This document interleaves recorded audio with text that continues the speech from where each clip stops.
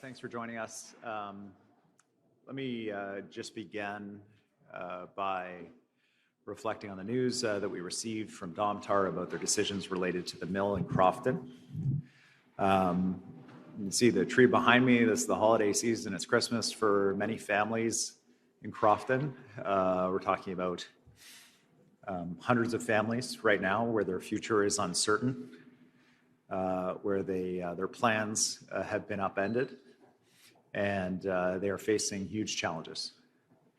I just want to assure the community and those families that we will stand with you and we will find a path through this. This is a difficult decision, obviously, for Domtar. It is very, very bad news, not just for these families, but for our province. And the Minister of Forests, myself, the Minister of Labour, will be working together to do all we can to do a couple of things. One is to support the workers and their families, and the other is to do everything we can to determine if there's any possible way to find a path for this facility to remain operating in some capacity. We will work with Domtar and with other interested parties trying to find a path forward there. I am otherwise here to take a moment with you and reflect on the time we've spent together over the fall session. First of all, let me thank my colleagues. I want to thank Cabinet for their work, all of the ministers carrying files and driving them forward through the session. My colleagues in caucus, I want to thank them for their discipline, for their hard work, for representing their communities so effectively. I would like to thank really all MLAs as far as they did their work to ensure that democracy and the obligations that they have to their communities and their role in our government were fulfilled. And also a group that often gets overlooked, and I know what you're all thinking, the press gallery, but actually I'm thinking of legislative staff who keep this building running.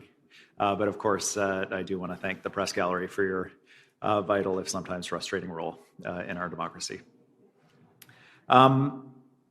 There's no question, and the context of today's announcement really illustrates it. We face a really challenging environment here in British Columbia, but we're not unique. There are huge headwinds globally to economic growth, to opportunities for people, and in this time, I think that people really expect our government to be focused on the essentials: growing the economy, finding opportunities, delivering for people across the province, giving them a chance to get a good job and where they can support their family, where communities can grow and they can be prosperous, that there are good services they can depend on in every corner of the province. And that led to the focus that we had in this fall session. This was about planting the seeds to build the resilient economy that British Columbians need and deserve in these challenging times, all of it powered by clean BC electricity. It's about ensuring that families have the opportunity to benefit from this growth by training people across the province, a generational investment, $240 million, dedicated to supporting people to be able to access training to take the jobs that are being created. And finally, strengthening the services and protections for families that they count on and that communities count on as well.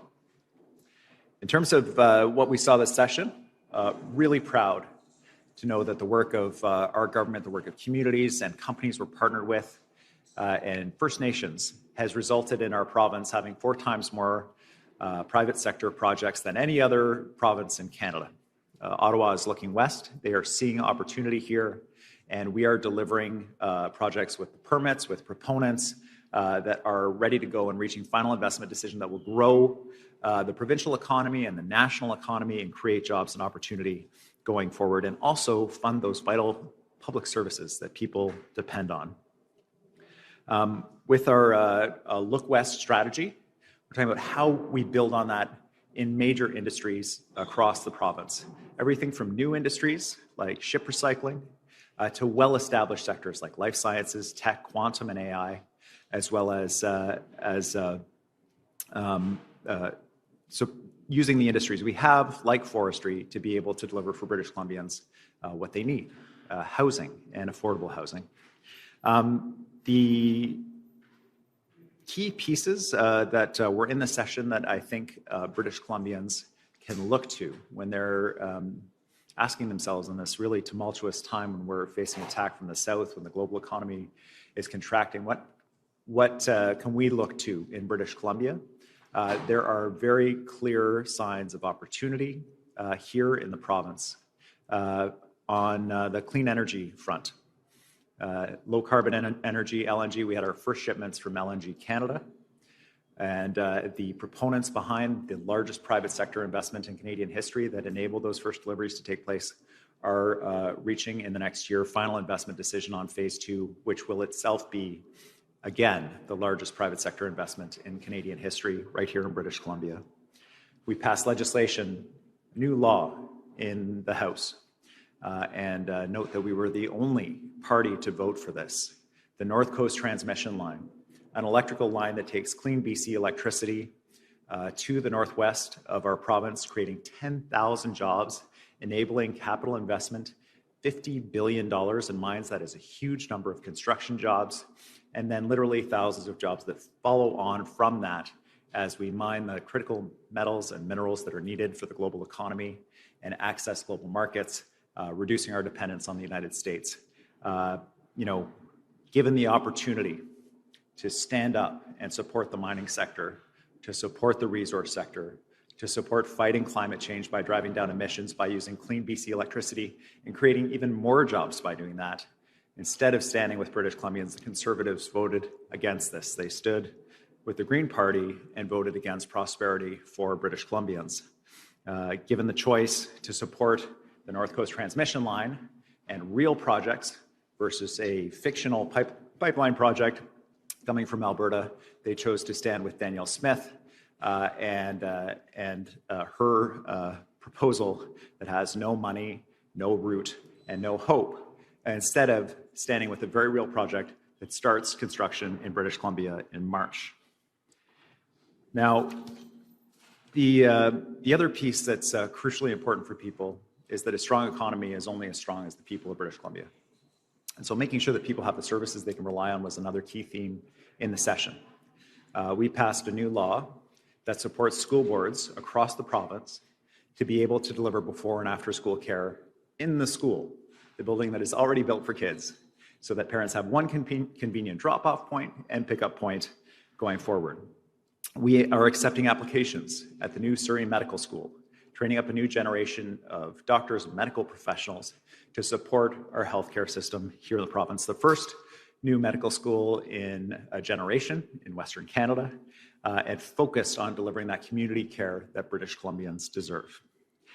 2 new schools entered construction in Langley, as well as key infrastructure, including the Patello Bridge, and we look forward to having more to say about that in the weeks ahead.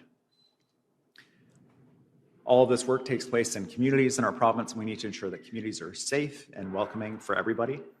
And to that point, we took a number of steps, both to address people in health crisis in our downtown cores across the province, but also to address repeat violent offenders and violent offenses taking place.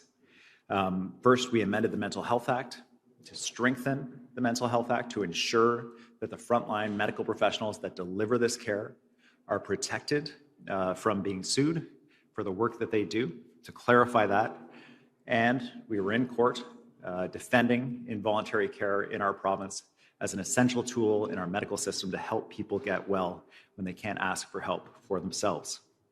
We strengthened protections for people related to intimate images that might be posted online without their consent. And this has led to suicides and self-harm and awful outcomes for families in our province. And it's so important for people to know if someone has put pictures up of you, that there is a mechanism in British Columbia to have them taken down and removed, and there is hope, and you should reach out. We have strengthened those protections. We led on bail reform. It was British Columbia that fought hard to ensure that repeat violent offenders were kept behind bars, both in terms of domestic violence as well as general violent offenses that have taken place in our community and across the country. We led a coalition of provinces to push the federal governments. We saw a set of very significant amendments, another set in front of the Parliament right now to respond to horrific cases like the violent murder of Bailey McCourt by her former partner. Following those amendments that were made, we know of a number of cases where individuals alleged to be involved in abuse that rises to this level of a partner were kept behind bars rather than being released to cause more harm. That is a meaningful change for women who face this kind of shameful and cowardly violence. In addition, we convened a meeting in Surrey between the federal government, the provincial government, local governments south of the Fraser, as well as police leadership from all of the local detachments and the RCMP, as well as the task force on extortion, to ensure that we are all on the same page, all pushing forward in the same direction to arrest, prosecute, and deport, if necessary, the individuals involved in extortion south of the Fraser. The Canadian Border Services Agency is a key part of this team. They shared information about additional deportations, investigations that they are undertaking. As well, the team shared about search warrants and arrests that have been made that morning on the event. What came out of that meeting was confirmation that the task force is doing important work, that they are making progress, and that we will ensure that those individuals engaged in this conduct are arrested, prosecuted, and jailed. Now, this fall session delivered and focused on results for British Columbians, but we know that there is important and more work ahead. I'm really excited. In the next few weeks, I'm going to be heading up to Terrace and Prince Rupert in the Northwest to visit the sites of these huge industrial projects that will employ thousands of people, to see the opportunity that has been created through projects that our government has already delivered at the Port of Prince Rupert, and more to come, to make sure that we're meeting with leaders and workers and communities, and that we can ensure that we're doing all we can to work together to deliver the next chapter of economic growth for our province and this region going forward. Clean power, big projects, strong partnerships, delivering actual results for families. That is our focus. That is what we did during the session, and that is what we will continue to do. We've made real progress over the last few weeks, but we are still just getting started. Thanks very much. Now, I'm happy to take your questions, but I just want to note the federal government's been in touch. The government of Alberta needs to use this podium, so I'm going to have to be brief and answer as quickly as possible. Thank you, everyone, for joining us here today on the penultimate day of session of the fall sitting. We're going to take questions from the media now. All members of the media will have one question and one follow-up. And we're going to start with Keith Baldry from Global News. Ha, ha, ha. Thanks, Premier. Back to Domtar. The company's putting pretty well all the blame on your government's shoulders here, citing a number of policies, a lack of access to affordable fiber, a slow and cumbersome permitting system, a poor pulp pricing policy. Does the closure of this nearly 70-year-old mill and the mill in Caribou suggest your government's forest policy has essentially fallen flat and needs a complete rethink? Thanks for the question, Keith. I mean, there is a serious challenge here. Pulp prices are very low. This mill ships to Asia. The trees that are available in the kind of immediate area that would be considered economic to pulp are old growth forests. The strategy to pulp old growth forest is certainly a solution, but it's a temporary solution, and it's not one that British Columbians support. There are permitted, many permitted cubic meters of trees available for this mill, but they're so far away from the mill that the transportation costs make it so that it is, as the company describes, uneconomic to get it to the mill. Now, I accept that our old growth policies have had this outcome, but at best, that would be a temporary solution. We are keen to work with the company to find paths forward where the mill can continue to provide employment if there is an avenue available for that. We'll ensure that workers are supported, but our focus needs to be on ensuring a sustainable forest industry going forward. The combination of pine beetle, the need to protect old growth, forest fire, and low prices is incredibly challenging. The second component that we face that's quite difficult with this mill and with all pulp mills is that they get fed fiber from operating sawmills. And the sawmills that operate on Vancouver Island, as well as in other parts of the province, are down significantly because of the massive tariffs that they face from Donald Trump and the attack on our softwood industry. They have laid off shifts, they have temporarily closed, and the impact of those two hits is quite significant, and in the case of Crofton, quite devastating. We will continue to do the work.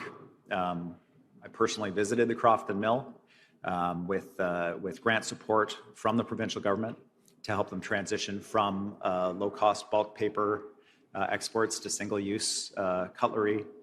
For various reasons, Domtar was unable to take advantage of that. I don't fault them for that. That was just the reality that they faced. But I also want to be clear, wherever it's possible for our government to try to assist companies in continuing to operate, identifying new markets that may be able to pay a higher premium than the products that they're producing right now, we will continue to do that work to find a way for our forest sector to be able to provide sustainable jobs going forward. It is an industry that's facing a very changed reality on the ground. Given all these complex and negative factors that beset the industry, do you anticipate that more mill closures are inevitable? And when you talk about working with the workers here, supporting them, are we talking some sort of financial aid package or compensation? We brought, knowing that this crisis is at our doorstep, we brought the federal government here and engaged with them and encouraged them to engage with the sector the way they do with the steel sector that has also seen significant layoffs in Ontario, to treat BC's foundational industry of forestry the same way that they treat Ontario's foundational industry of steel. And as part of the announcements, we have seen additional supports for workers come from the federal government. We have supports and training opportunities that we're able to bring to support workers. Absolutely, we need to ensure that these workers are supported, and we'll make sure that that's the case. Our first line, though, will be to examine whether there is any possibility of finding a path to keep this facility operating in some fashion. Obviously there are huge challenges there. The company is walking away not for no reason, but because it's quite challenging given the price for pulp. But if there is a way for us to continue that facility operating in some fashion, we would like to do that. Next, we'll head to Katie DeRosa from the CBC.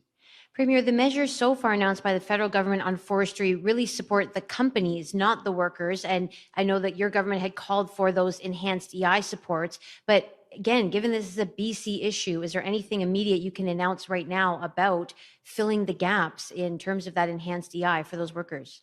Yeah, the federal government announced $100 million in enhanced EI as part of their announcement. This afternoon, I'll be meeting with the union, with the mayor, and we have a group that can go out and will go out from the Ministry of Jobs in the community, a quick response table that's able to identify opportunities around retraining and employment and other opportunities as well. Part of the discussion that I hope to be able to advance is to determine if there's any way to preserve some employment at the site, keep the site operating in some way. We need to explore every possible opportunity here because I think that's the best support for the community if we're able to find a path in that regard. The Supreme Court of Canada tomorrow is hearing a case related to the Jordan decision about the time it takes for trials to get to trial. Tomorrow, advocates of victims of sexual violence are presenting to say that there have been serious unintended consequences for cases of serious sexual assault being thrown out because of those delays. Do you share those concerns, and is there anything the province can do to respond to that? Yeah, thanks, Katie. The Jordan decision, while I think well-intended by the court, when you're accused of a crime, you should get your day in court as quickly as possible, has failed to keep up with the realities of the kinds of trials that we see in British Columbia. So when you have multiple gang members, they all have multiple phones, they all have computers, there are millions of documents collected in a search warrant because of this.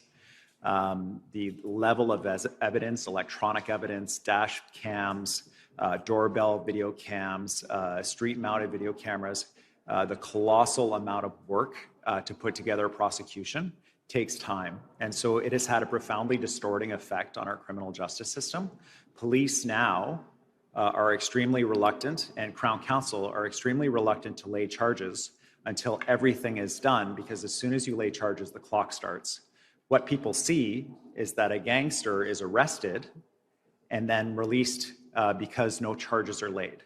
And the reason for that is the distortions that are created by the Jordan decision. I don't think that was the intention of the Supreme Court of Canada. That is the outcome of the decision, an absolute drop-dead date where you have to be able to get the trial complete is not realistic given the scope and scale of some of the kinds of complex cases that police and prosecutors have to deal with right now. I'm very hopeful that the Supreme Court looks at the full field. BC has done a very good job in limiting Jordan stays where a criminal gets to walk free because of this artificial deadline, but we are not perfect. There are victims of crime that have watched abusers, predators walk free because of that deadline, despite us doing everything possible and being one of the best provinces in Canada to minimize that risk. And to me, one is too many. And so the opportunity for the court here to provide some flexibility while continuing to urge provinces to get people to court quickly is very important. Next, we'll head to Rob Buffum from CTV. Hi, Premier. I wanted to get your reaction. I guess a couple of things here. Can you let us know if you're going to be in Crofton for that meeting this afternoon? And I wanted to get your reaction, given that we've heard from the company and the industry that they're placing much of the blame for what's happened with this mill on your government, not Trump tariffs. We're weeks away from Christmas, 350 people out of a job. What's your message to those folks in that community? Yeah, thanks, Rob. The meeting will be this afternoon in my office. I understand that the head of the union and the mayor are both here, and so we'll be meeting here, and I'm grateful for them coming here. We still have some votes, and we have our work to do here in the legislature. Otherwise, of course, I would be in Crofton. With respect to the reasons for the mill closure, except that there are key restrictions on harvesting old growth, cutting down old growth trees that have driven up the price and access to fiber on Vancouver Island. I believe this is a necessary decision.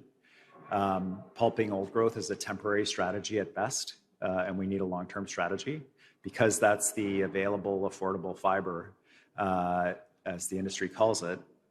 They have to go further afield to get trees. Their transportation costs have gone up 40%. And that means that with very low pulp prices in Asia, combined with high costs of transportation for the trees that are available, the economics aren't working for the company, and I understand that. The other compounding factor that isn't unfortunately related to the Trump tariffs is that feedstock for these mills also, and it's not just this mill, but other mills in the province, comes from waste product from sawmills. And the sawmill waste product that feeds these pulp mills has been dramatically drawn down as well because these mills have laid off shifts. They have temporarily closed because of the impact of, for example, for Canfor, a 46% tariff imposed by the Trump administration. And so these things are all connected. The forest industry is an ecosystem of its own, which is why it's so concerning when you see a pulp mill go down, because it has knock-on effects in other sectors. And it's why we're all hands on deck to try to figure out if there's some way to keep this facility operating, or at the very least to make sure that these workers and their families are supported and that the community of Crofton is supported in identifying other opportunities going forward. Follow-up, Rob? I do. We've learned that more than half of the BC Conservative caucus, 20 MLAs, have sent a letter saying they've lost confidence in him and they want him to step down. I wanted to get your reaction to that, and also whether or not, given that the official opposition are on the cusp of splintering in half, you've talked about an early election, others have. Can we expect there might be an early election with your opposition in shambles? Well, first of all, we started this session with the Conservatives bringing their chaos into the legislature, focusing on their own issues. And we're finishing it that way. For our government, we're focused on British Columbians, growing the economy, ensuring that people have high quality, good paying jobs, sowing those seeds that are going to produce long-term prosperity for our province. This is not a surprise that we continue to see this chaos. We saw them bring people into the legislature that were involved in some kind of fracas at the University of Victoria involving an arrest. Like, these are the kinds of people the Conservatives brought into the legislature. It is no surprise to me with their conduct and their anti-vax conspiracy theories and their pro-Trump tweets and their YouTube bloggers that they like that hate Canada, that they're fighting among themselves. I don't know how you could hold a group together with that kind of hodgepodge of craziness. And so for us, though, I want to thank my caucus for their highly disciplined approach to focusing on what's important to British Columbians. And part of that means recognizing that British Columbians do not want an election. They want a government that is focused on what their needs are, and that's where we're going to stay focused. We're going to continue to do our work for British Columbians. We do not want an election, but we are ready for one. And there are lines we drew in the sand in this session where we said these are confidence votes. Protecting involuntary care in our Mental Health Act was a confidence vote. Ensuring that we're building the North Coast Transmission Line, 10,000 jobs and prosperity for our province, amounting to more than $50 billion. That was a confidence vote for us. We will not back away from demanding that people vote for what British Columbians support, but we definitely do not want an election right now. Next, we'll head to Wolfgang Deppner from the Canadian Press. Yeah, hi, good afternoon. Thank you for taking my question, Premier. Premier, you mentioned that you'll be going on a tour of Kitimat, Prince Rupert, of some of the industrial projects that your government is touting. Those happen to be in the territories of coastal First Nations, and the Prime Minister has also indicated that he is planning to visit coastal First Nations to talk about the MOU. So I'm wondering what, if any, chance exists that coastal First Nations will get a visit from both you and the Prime Minister at the same time? I don't know. I mean, anything is possible, I guess. That we're not coordinating with the Prime Minister's office. This is a chance for me to go up and visit major industrial projects in the Northwest that are going to drive prosperity for British Columbians into the future, and also for all Canadians. We're really proud of that. And it's just a chance to go and check in. There's been a lot of conversation about these communities, about the Port of Prince Rupert, about the Haisla First Nation, about these LNG projects, about the North Coast Transmission Line. It's important for me to show up and let the communities know. We also see the impacts that these projects can bring in terms of a large influx of people into the community, and to hear directly from the mayors and other key decision makers and companies up there about how we can work together to make sure this lifts everybody up. Follow up, Wolf? Yes, I do. Thank you. I want to go back to the Crofton mill. A couple of years ago, 3 years ago now, I think, your government offered financial support for that particular facility. The company eventually returned that funding, and here we are as of yesterday, that facility closing down. What do you make out of the theory that what we're seeing, what is sort of happening at that particular mill, might be symbolic of your government's overall forestry strategy? Thank you. Well, in some ways it is. You know, we've worked closely with many companies to support them in diversifying their product lines into higher value products so that they're able to make more money and address some of the challenges that the sector has seen around the costs of transportation, for example, that are up about 40%. The industry's seen the same kind of inflationary pressures that families have seen and Canadians have seen and we've seen around the world. That has made their operations more challenging. So working with companies, offering those solutions, we're going to continue to do that.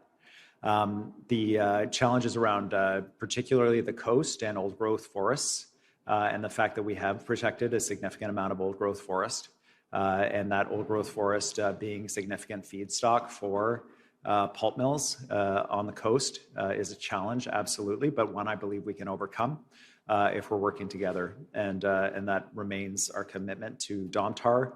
They have significant additional mill operations in the province. We will work with them and do our best to find a path forward so that they're able to support the workers and families of our province. Next, we'll head to Emily Joveski from Vista Radio. Hi, Premier. Thanks for taking my question.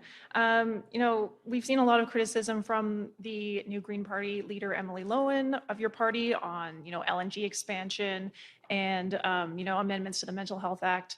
How would you characterize your working relationship with the Green Party heading into, renegotiations of Carga? Thanks. I think it's important and helpful that we have a dialogue with the Green Party. Obviously, we don't agree on everything. They voted against what we think is a no-brainer project, the North Coast Transmission Line. That's going to create 10,000 jobs and billions of dollars in opportunity, mining critical metals and minerals in partnership with the Tall 10, involving land protection, lifting up whole communities. I mean, it is a remarkable and significant economic initiative. So sometimes their decisions are puzzling to me. I don't know why they don't support involuntary care for people who are struggling in our streets, who are seriously mentally ill and need that help. But there's lots we do agree on. And we'll continue to find paths and opportunities to work with the Green Party going forward, and while agreeing to disagree on some pretty significant and important files. Follow up, Emily?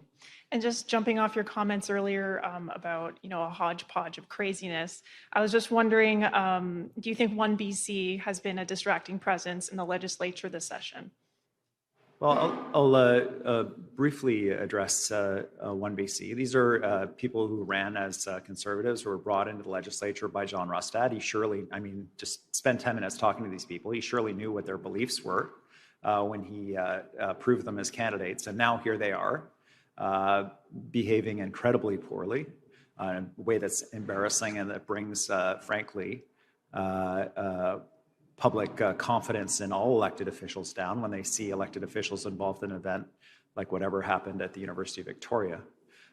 What I can say is that these individuals hid from the communities where they were elected what their plan was, which was to run on this racist, anti-Indigenous residential school denying platform.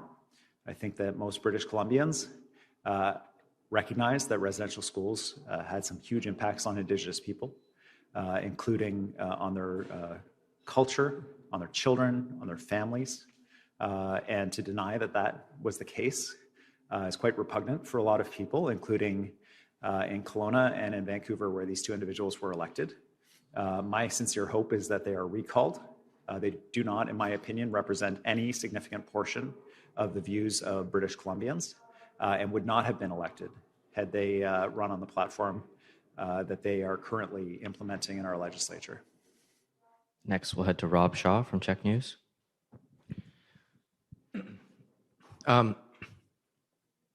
You have a lot of levers at your disposal to sweeten the deal to keep the Crofton Mill going, from tax breaks to grants to funding to various tenure relief to stumpage relief to, there's a whole bunch of different things you could do.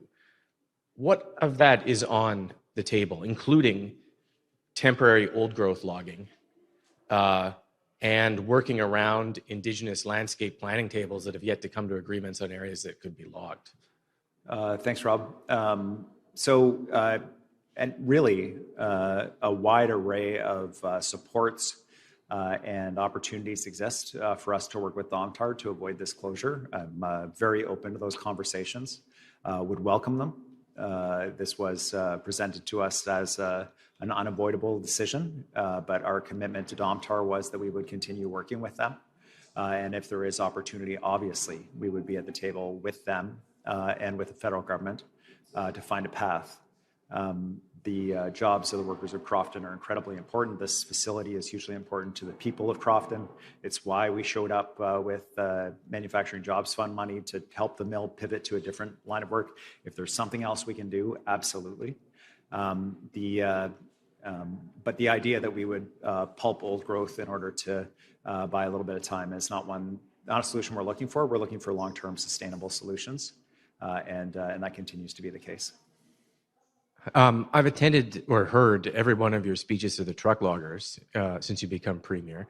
The last one included a promise to get the 45 million cubic feet of harvestable timber out. Unless I'm missing it, we're nowhere close to that. What are you going to say in a few weeks when you go and meet with them again, when things have got demonstrably worse in almost every level of the forest sector every year that you've gone to meet them? And I think we're now at like more than 8,000 jobs lost and more than 24 mills closed in just basically your tenure as premier alone.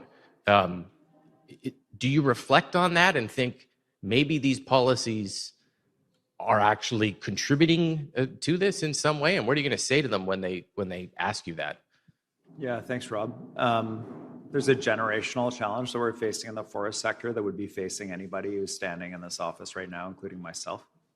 The end of the beetle kill wood, the decimation of significant parts of the land base by forest fire, the reality that there is no longer social license from British Columbians to clear-cut old-growth forest. And even if there were, there's not that much left that's not inside a park or other protected area. These realities would be facing anybody. But then when you pile on top of that the unprecedented economic attack of the President of the United States, including tariffs that are 46% on one forest company alone in British Columbia, as well as record low prices for wood in the United States because of the collapse in home building in key markets like Texas. Like, this is just a huge array of challenges. And I accept absolutely that our work needs to and must continue on permitting and ensuring that we're getting trees that companies are able to use. But when a company is laying off shifts and closing because of tariffs, like we have, the forest minister told me we have 7 million cubic meters of permitted trees on Vancouver Island that are available right now that can't be used because between the low prices and the cost to cut down those trees, but particularly to transport them to the facility, is such that it's uneconomic. The pulp prices faced by Domtar when they ship to Asia are so low that they can't put the gas in the trucks to get the trees to the mill that are available on Vancouver Island. These are structural challenges that we have to address. It will require a restructuring and a revisioning of the forest sector. It is a conversation that the companies are more willing to engage in now, but none of that is going to take the place of what is needed, which is an agreement with the United States. If we can get a softwood agreement with the United States, get some stabilization there, it'll be transformative for the industry. It'll take huge pressure off. But right now, it is quite a catastrophic scenario from every direction. Next, we'll head to Shannon Waters from the Narwhal. Hi, Premier. I wanted to ask about the Clean BC review that we got this session. In 2018, when Clean BC was launched, it was described as a world-leading climate plan, and awards were won. And that world-leading phrase came up a lot in the way the government talked about the plan. Marin Smith says BC no longer has a world-leading climate plan and that the province has some work to do if it wants to recapture that title. She also said that part of the reason that the province has sort of lagged is that the government didn't take actions that were in that original plan. We don't have a lot of details about what's going to happen with this review. I believe the minister's comment was that they're going to take a look at it, but what are you expecting will come as a result of this review, and are you committed to bringing BC back to the leading edge of climate action? Yeah, thanks. I guess I just disagree with your presentation. I mean, when you look at just take electric cars. You look across Canada and North America, adoption of electric vehicles over the period of Clean BC plan. We're like number one or number two only to California, which is a much larger market than we are. We're going to hit 10,000 electric car chargers in the province way in advance of 2030. And that's just one example. Per capita emissions, despite significant growth in the BC economy, are down. Emissions per unit of GDP are down. We have continued to drive down emissions. And particularly where we're driving down emissions is in the oil and gas sector, where we are leading Canada and I think also North America in methane emissions regulations. Not sexy, not the kind of thing that leads newscasts, unfortunately, but a reality that we worked with the industry and dramatically reduced those emissions faster than anywhere else in Canada. And some of our frustration about why methane emissions were negotiated with Alberta at a slower pace that gives them a competitive advantage compared to BC that has a higher standard without us being at the table through the MOU process. We will continue to lead on climate change. The decision not to continue with the carbon tax when people are facing huge affordability challenges was about the reality that we don't want people to have to choose between taking action on climate change and being able to support their families. And so that's why you see us taking action in different ways. The North Coast Transmission Line and the 2 calls for power are about electrifying our province and driving down emissions from industry and growing our economy at the same time and creating jobs that support families across the province. British Columbians want us to take action on climate change, and they need to be able to make ends meet as well. And that's the program that we're putting together. I'm very grateful to Dan and Marin for doing that review. They provided us with some very helpful direction, and I look forward to working with my colleagues to ensure that we continue to lead in driving down emissions in Canada and North America. And for a follow-up, I'm torn, but I want to go back to the spring session and Bill 15, which your government said it needed to pass as soon as possible because it needed the powers to designate provincially significant projects. We've since seen the federal government move ahead with sort of a similar approach. They are now assessing projects under the Major Projects Office to potentially be designated as, projects of national priority significance. BC is still working on the regulations, and I noticed the timeline is March 2026 for closing the last phase.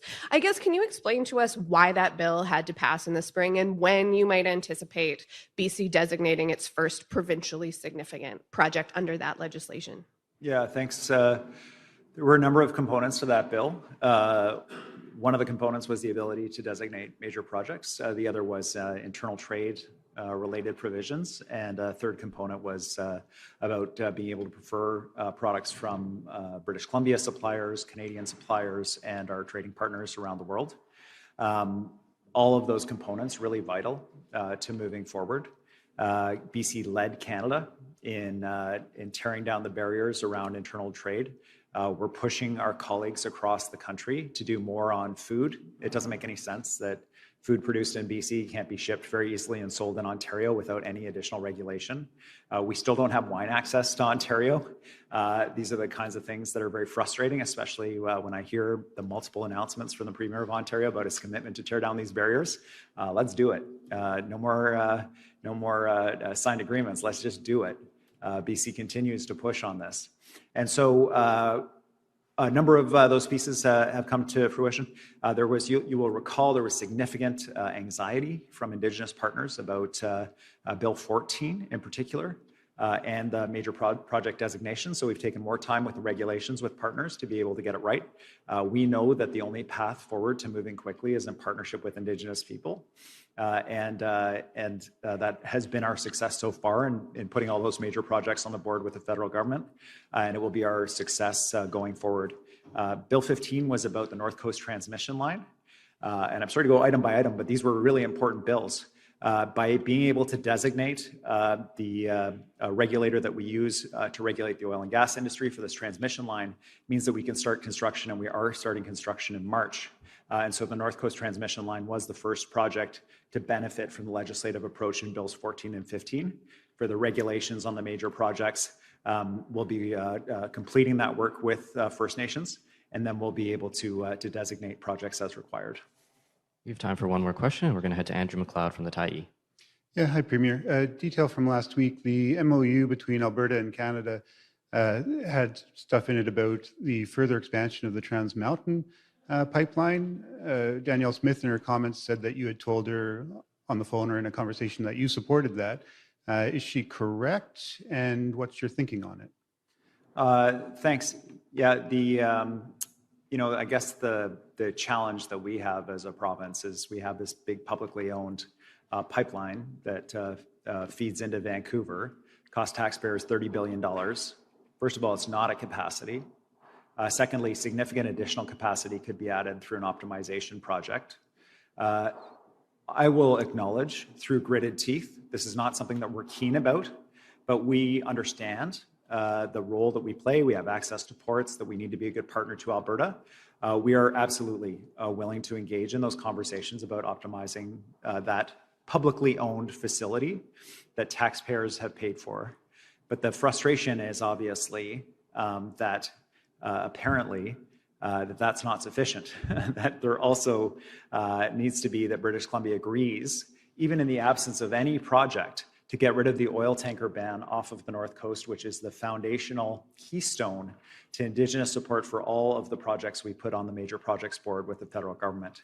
I continue to try my best to explain that we need to keep our eye on the prize, deliver actual projects that have permits and proponents and money and are ready to go, like the projects British Columbia is bringing forward, like potentially the optimization project on TMX, instead of potentially frustrating or challenging those projects by threatening the oil tanker ban off the Northwest Coast. It's too important an area, and it's too crucial that we protect the $1.7 billion in annual economic activity, the 2,000 jobs that coast depends on. Yeah, and so last time there was debate around expanding the TMX. Part of the opposition from the NDP in particular was around the increased tanker traffic out of the Port of Vancouver and through the Strait of Juan de Fuca. What would you say to people who are still concerned about increased tanker traffic there? Yeah, it's obviously a concern. The spill response will need to be proportionate. Unfortunately, because of the dredging situation, the draft of these boats, there are actually more boats than are necessary that have to be used because they're only filled 3/4 of the way. And we could actually reduce the number of boats potentially if they were filled up all the way. By being able to do some dredging is what I'm advised. So these are the kinds of conversations that we should be having. Are there ways that we can reduce risk by having fewer sailings but still achieve the market access? These are the win-win kind of conversations that we can have, but we can't have them if we're not at the table. Thank you very much, everyone. That concludes today's event.